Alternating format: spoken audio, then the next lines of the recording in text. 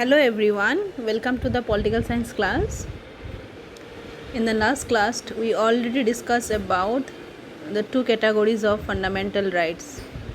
These are right to equality and right to freedom. In today's class, we further discuss about the other categories of fundamental rights.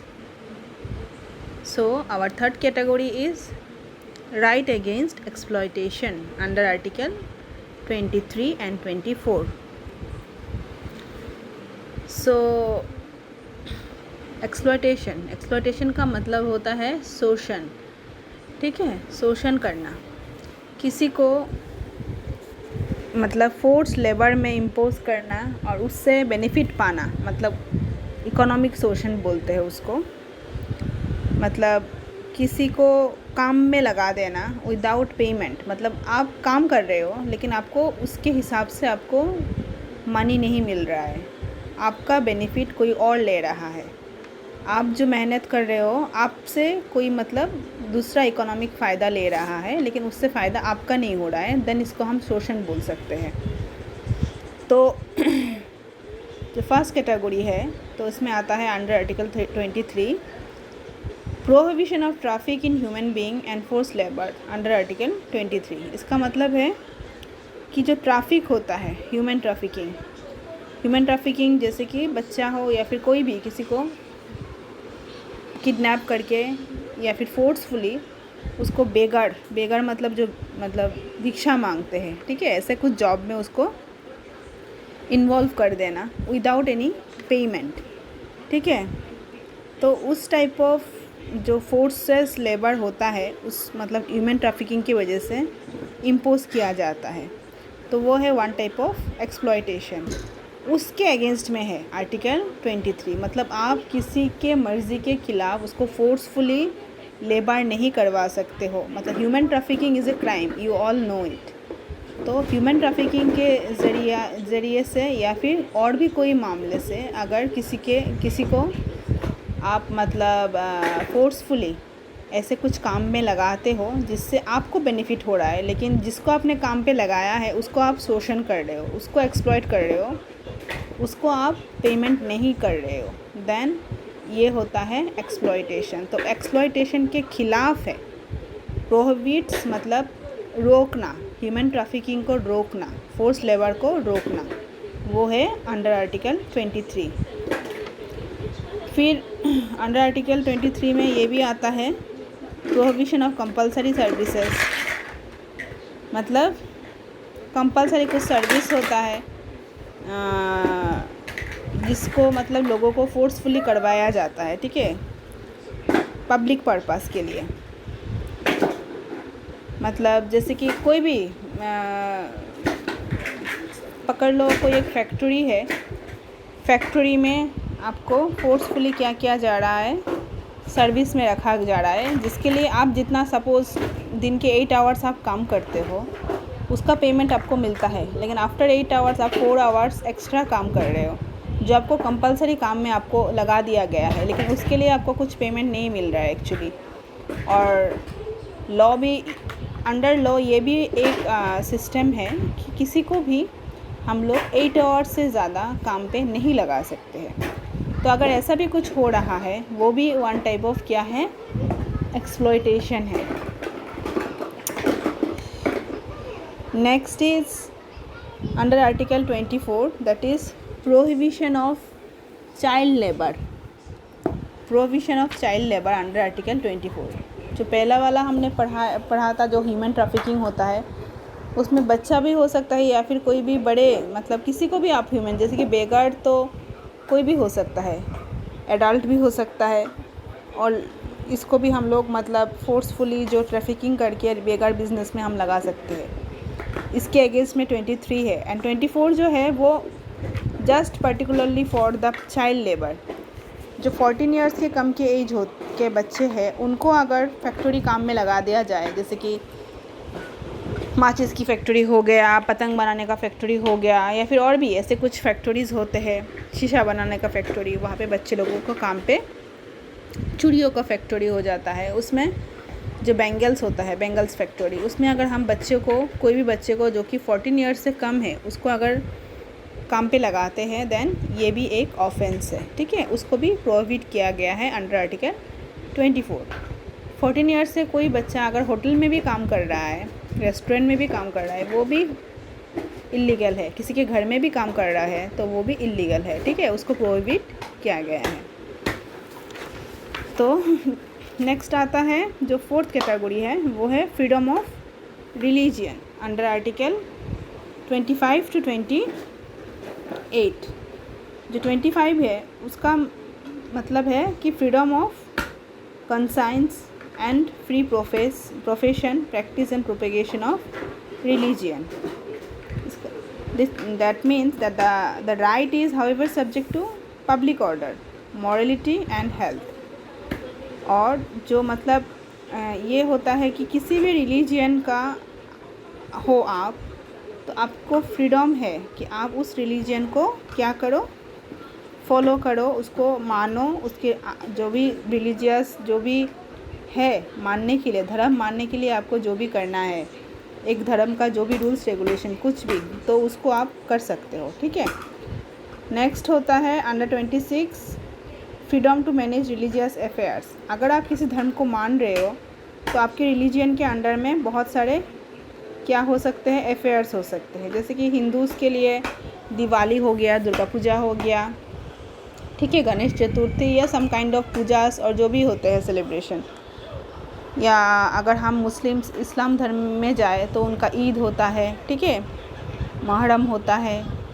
अगर हम Christianity में जाए तो उनके लिए Christmas होते हैं, गुड फ्राइडे होते हैं। तो हर एक रिलीजियन का, तो जैसे कि सिख लोगों का भी होता है, लोहड़ी होता है, ठीक है, उनका अपना अपना बैसाखी होता है। तो सबका अलग अलग रिलीजियन, कुछ रिलीजियस अफेयर होता है, तो उसको वो अपना जो मतलब अपने रिलीजियन में वो मान सकता है, वो सेलिब्रेट कर सकता है, अफेयर को मैनेज कर सकता है।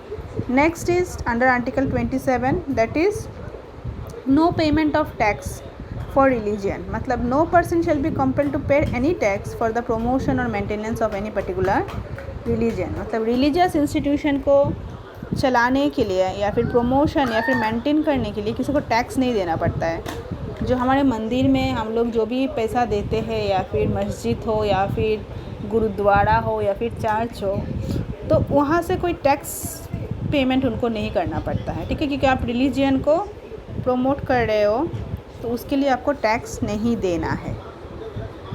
नेक्स्ट इज़ अंडर आर्टिकल 28 जो है कि no religious instruction in government educational institutions. अगर कोई गवर्नमेंट का कोई इंस्टीट्यूशन है, एजुकेशन इंस्टीट्यूशन है, उसमें हम रिलीजियस कुछ इंस्ट्रक्शन नहीं दे सकते। किसी भी रिलीजियन का कुछ भी इंस्ट्रक्शन हम कॉलेजेस में, स्कूल्स में, यूनिवर्सिटीज़ में हम नहीं पढ़ा सकते हैं, ठीक है, because all religions are equal. और education is not about to मतलब जिसमें हम लोग जिसमें हम लोग रिलीजियन कुछ मैटर्स को, कुछ इंस्ट्रक्शन को हम लोगों को समझाए, तो ये इंस्टीट्यूशंस गवर्नमेंट इंस्टीट्यूशंस में अलाउ नहीं है, ठीक है। तो ये हो गया राइट टू रिलीजियस फ्रीडम जो अंडर आर्टिकल 25 से 28 तक आता है। Next is cultural and educational rights. तो अंडर आर्टिकल 29 जो फर्स्ट होता है वो होता है कि protection of interest of minorities, ठीक है। Cultural right, cultural and educational right का मतलब है अपने कल्चर को सेलिब्रेट करना, अपने कल्चर को मेंटेन करना। और एजुकेशनल राइट, हर एक को एजुकेशन लेने का पूरा अधिकार है।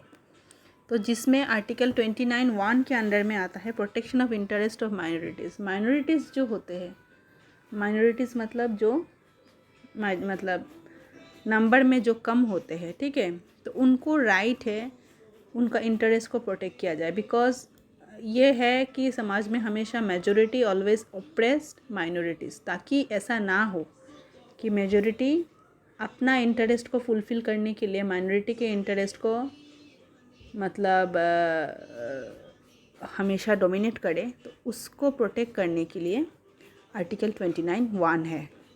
Next is article 29(2). इसका मतलब है कि freedom to get admission in educational institution.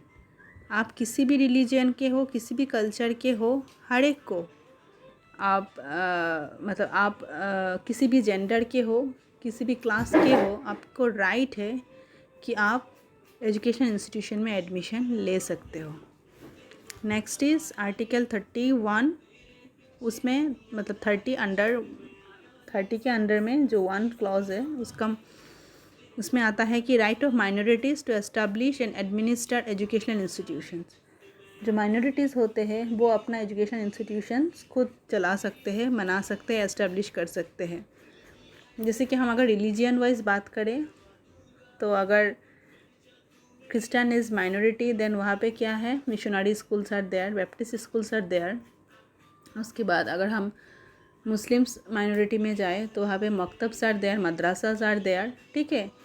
और minority not only in religion factor, कभी कभी लैंग्वेज फैक्टर में भी आता है।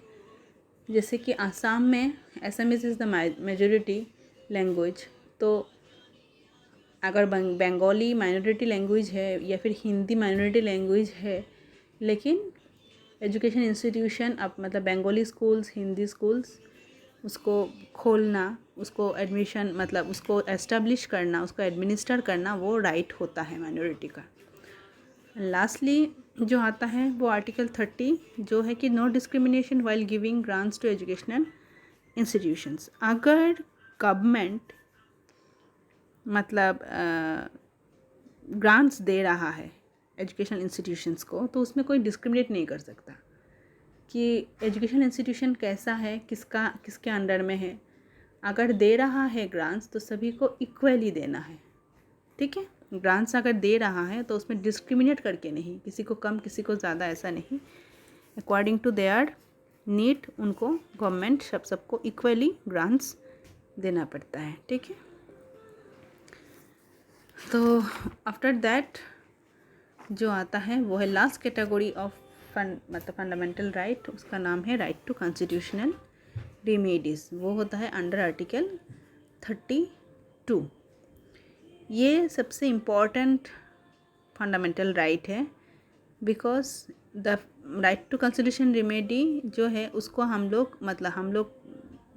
लोगों के लिए इसलिए इम्पॉर्टेंट है because through this right we can protect our other rights. जो 5 कैटेगरीज हमने अब तक डिस्कस किया है, अगर उनमें कभी भी वायोलेशन होता है वो राइट्स का, then we can move to the court, ठीक है। We can move to the court to protect our right. तो ये जो सिस्टम है कि हम कोर्ट में जा सकते हैं, वो जो राइट है हम लोगों का, उसी को बोलते हैं राइट टू कॉन्स्टिट्यूशनल रेमेडीज़, ठीक है। According to Dr. B.R. Ambedkar, Article 32 is the heart and soul of the Constitution. ये अंडर आर्टिकल 32 आता है और उसको डॉक्टर बी आर अम्बेडकर ने heart and soul of the constitution बोला है। क्यों? क्योंकि बिकॉज विद दिस राइट, ठीक है, a citizen can move to the supreme court और हाई कोर्ट अगर उसका कोई भी वायोलेशन मतलब फंडामेंटल राइट्स का वायोलेशन होता है, ठीक है। नाउ कैसे आपका मतलब सुप्रीम कोर्ट या फिर हाई कोर्ट आपके राइट्स को कैसे प्रोटेक्ट करता है? तो वो प्रोटेक्ट करता है थ्रू 5 काइंड ऑफ रीट्स, जिसके बारे में मैंने आपको बहुत आगे भी बोला था कि रीट्स क्या है। रीट्स मतलब कुछ मतलब क्राइटेरिया, कुछ मतलब provision of the supreme court through which bye issuing these रीट्स supreme Court can protect your rights, ठीक है। तो उसके लिए जो 5 काइंड ऑफ रीट्स है उसका नाम है, first one is habeas corpus, then mandamus, prohibition, quo warranto and certiorari, ठीक है। तो इनके बारे में, ये जो 5 काइंड ऑफ रीट्स है, इनके बारे में मैं नेक्स्ट क्लास में डिस्कस करूँगी। तो आपके आज के लिए बस इतना आप लोग जान के रखिए कि by using this 5 kind of writs the supreme Court can protect our rights, ठीक है। अच्छा, और एक पॉइंट जो रह गया है वो है कि पहले जब कॉन्स्टिट्यूशन बना था then we have how many kinds categories of fundamental rights, 7 categories, लेकिन अभी फ़िलहाल 6 कैटेगरीज ही है, क्योंकि जब 44th अमेंडमेंट हुआ था 1978 को, तब आर्टिकल 31 को जो राइट टू प्रॉपर्टी था उसको डिलीट कर दिया गया। ठीक है, राइट टू प्रॉपर्टी एक फंडामेंटल राइट था, लेकिन अंडर आर्टिकल 31 था, लेकिन उसको डिलीट कर दिया गया बाय 44th अमेंडमेंट। ठीक है, 44th अमेंडमेंट मतलब संशोधन, modify by modifying our constitution, उसको हटा दिया गया है। ठीक है, तो उसको हटाने के लिए बहुत सारे केसेस भी हुए थे, तो ये इतना मतलब डिटेल में जाने की ज़रूरत नहीं है। तो उसके लिए मतलब बहुत सारे केसेस भी हुए थे, लेकिन फाइनली उसको क्या किया गया, हटा दिया गया, और उसको हटा के अंडर आर्टिकल 300 उसके साथ एक कैपिटल ए, उसके अंडर में राइट टू प्रॉपर्टी है, लेकिन वो कॉन्स्टिट्यूशनल राइट है, नॉट फंडामेंटल राइट। ठीक है, अभी ये फंडामेंटल राइट नहीं है, but yes we have right to property, हम प्रॉपर्टी रखने का राइट हमारे पास है, लेकिन वो कॉन्स्टिट्यूशनल राइट में आता है, क्योंकि वो फंडामेंटल राइट की कैटेगरी में अभी नहीं है। और अभी उसका जो आर्टिकल नंबर है वो है 300A, 300 इन डिजिट और उसके साथ ए कैपिटल। ओके, तो आज के लिए बस इतना ही। In the next class I will discuss the 5 category of REITs. Till then, bye bye.